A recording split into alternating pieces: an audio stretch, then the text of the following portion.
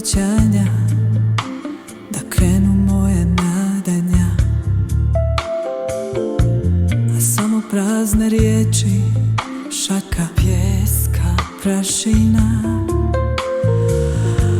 Dok brišeš pod mojom golom dušom, odjednom hladno proračunato. Nakon svega što smo dijelili, nakon svega što mi je bilo stalo, za tebe i za svaku tvoju želju, veliku, malu,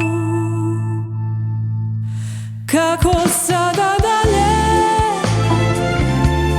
znajući da je svaka tvoja riječ bila šaka pijeska umjesto kamene.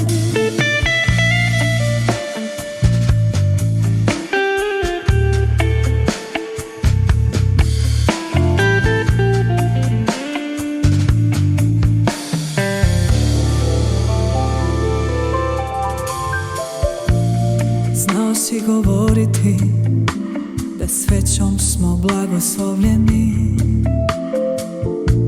i nije nas bilo briga za materijalne stvarnosti. Duše su se privukle, ljubav su zaigrale kao ljubavnici iz nekih starih filmova. Kako sada dalje, znajući da je svaka tvoja riječ bila šaka pijeska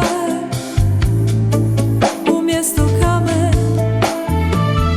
Kako sada dalje, znajući da je svaka tvoja riječ bila šaka pijeska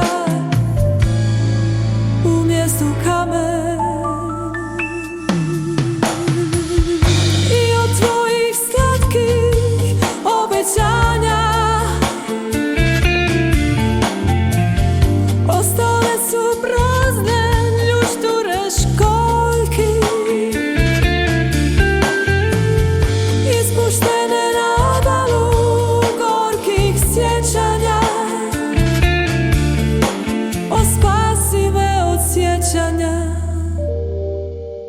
ostavi ih na toj obali s praznim školjkama.